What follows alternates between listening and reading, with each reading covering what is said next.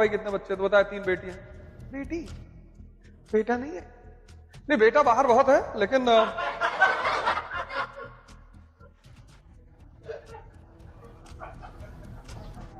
अजीब पागल लोग हैं। अरे भैया 3, उसमें मुंह बनाने की कौन सी जरूरत है? उसमें कुछ लोग क्या करते हैं, कुछ लोग और भी महान है। अरे वहां जो है पता नहीं भरतपुर में, हाँ दवा दो बेटा ही पैदा हो। इतनी जाहिलियत भरी कौम है ये। और तभी तुम रोहिणी जाना, वहां पे एक वृद्धाश्रम रोहिणी में, बड़ा फेमस वृद्धाश्रम है। वहां जितने भी वृद्ध हैं उसमें से किसी को भी लड़की नहीं है। वहां जितने भी वृद्ध हैं ना, उनमें से किसी को लड़की नहीं, सबको सिर्फ लड़के हैं। जिनकी भी लड़कियां हैं उन्होंने अपने मां बाप को वृद्धा आश्रम में नहीं छोड़ा। और मेरी तो बीच वाली बेटी है, अगर जब वो मैं खाना नहीं खाया, दवा शाम को फोन करेगी, पापा वो तुम वॉक पे गए थे? हाँ। शेयर कर लिए? जी। Responsibility, share. ऐसा नहीं कि लड़के नहीं है, पर एक लड़के की कहानी अगर एक अच्छा लड़का बन गया तो उसके इतिहास में कहानी बन गई प्रहलाद की। लड़कियां ना जाने कितनी प्रहलाद पैदा हुई, वो तो खैर प्रभु कृपा है, भगवत कृपा है। अब नेहरू जी हैं, उनको एक बेटी थी, वो कहां मरे जा रहे थे, भारत के प्रधानमंत्री थे। मैं तुम्हें बता रहा हूं समाज की मानसिकता, और उस मानसिकता से तुम प्रभावित हो जाते हो।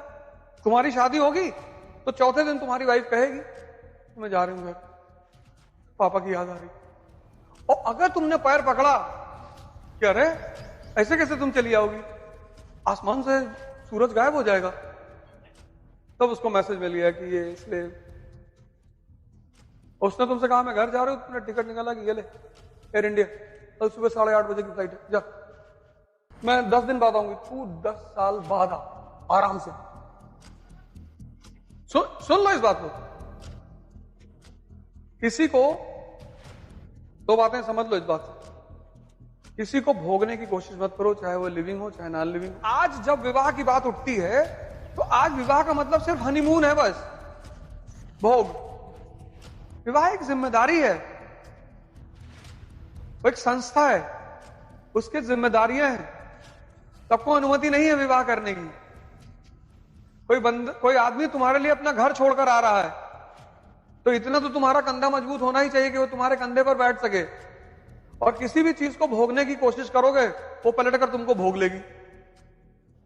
तुमने फॉर्च्यूनर खरीद लिया तो खरीद तो लिया किसी तरह रोग आके, मेंटेनेंस कुछ भी। तुम सोचते हो मेरा बड़ा सा मकान हो 4 बीघे में, तो जब पुताई होगी तो एक मकान की बनवाने भर का कॉस्ट लगेगा पुताई करवाने में। यह संसार का नियम है कि जिसको भी तुम भोगने की फिराक में हो वो भी तुम्हें पलटकर भोगेगा, वो चाहे जिंदा हो और या मूर्त हो। भाई किसी को जैसे किसी को ट्रोल करोगे तो टीचर दोबारा नहीं पढ़ा पाएगा, उसकी मानसिक स्थिति नहीं होगी। टीचर तो एक सीधा सज्जन शरीफ आदमी है, उसको क्या पता कि अरे भैया भैया नहीं बोलेंगे भैया। और उसको हिस्ट्री पढ़ाना है। ये जो हमारे चाहने वाले चारों तरफ है, ये क्या चाहते हैं कि इसको मेंटली डरा दो कि ये क्लास में बोल ही ना पाए, कांपने लगे। तो जब बोल नहीं पाएगा तो इसकी जो यूएसपी है कनेक्ट करके पढ़ाने की वो खत्म हो जाएगी। तो जब ये वो खत्म हो जाएगी तो ये एज अ टीचर खत्म हो जाएगा। समाज क्या करता है, तुमको उलझाता ही तो है। ये समाज बस एक चीज करना चाहता है, तुमको उलझाना चाहता है, क्योंकि वो जानता अगर तुम उलझे तो तुम गए। उलझा दो बस। ये तुम्हारे दुश्मन है मुसलमान, अच्छा ये हिंदू तुम्हारे दुश्मन है, ये दलित, ओहो ये ब्राह्मण, उलझा दो। इस दुनिया में सिर्फ एक ही उपलब्धि है, जो उलझने से बच गया। सभी करते हैं, कुछ लोग को समझ में आ जाता है कि अबे ये क्या कर रहे थे यार। कुछ लोगों को सही समय पे चीज, तेंदुलकर को सही समय पे समझ में आ गया तो सारी एनर्जी खेल में लगा दी, भगवान बन गया क्रिकेट का।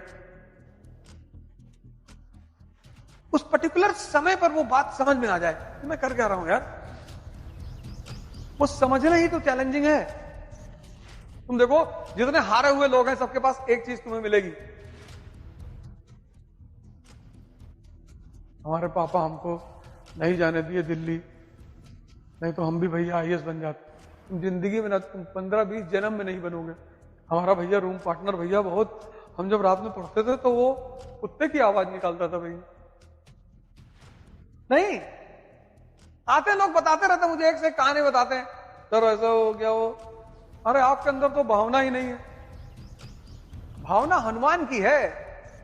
भावना ऐसे आदमी से लगाओ जो खुद को भी तुमको दे दे। तब से क्यों लगा रहे हो? हर आदमी से भावना लगा दोगे।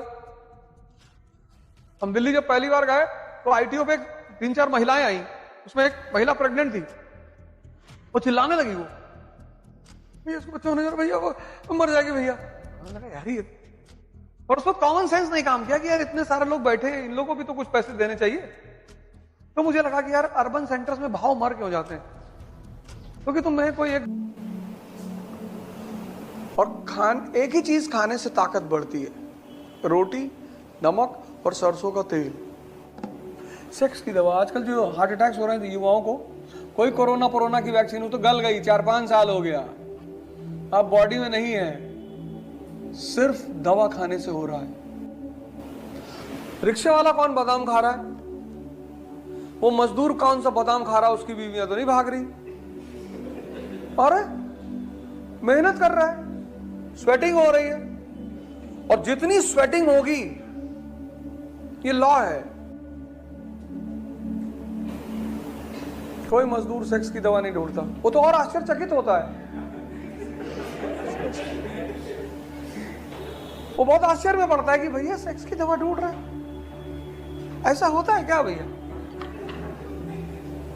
वो बहुत आश्चर्यचकित है कि जितने लोग लग्जरी में रह रहे हैं ये ढूंढ रहे हैं। एसी से निकलना नहीं, पसीना बहाना नहीं, मेहनत करनी नहीं, दंड बैठक मारनी नहीं, दौड़ना है नहीं, पर मजा बहुत चाहिए। और मजा जुड़ा किससे हुआ? शक्ति से।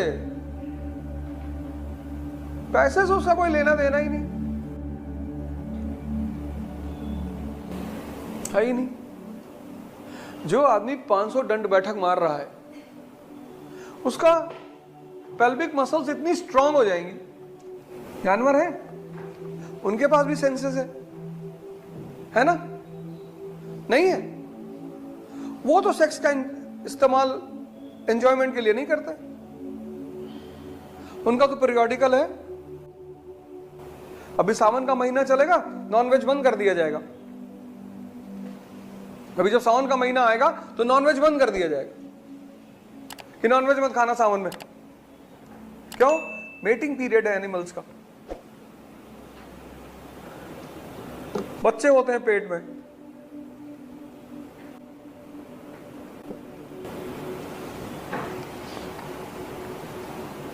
जानवर को तो कोई बंधन भी नहीं, 24 घंटे करे। इंसान को तो रोकने के लिए चारों तरफ बैरियर लगे हुए हैं, जानवर को तो कोई रोकेगा ही नहीं। Sex is not a enjoyment for animals, there it is used only for reproduction. उसका और कोई रोल ही नहीं है।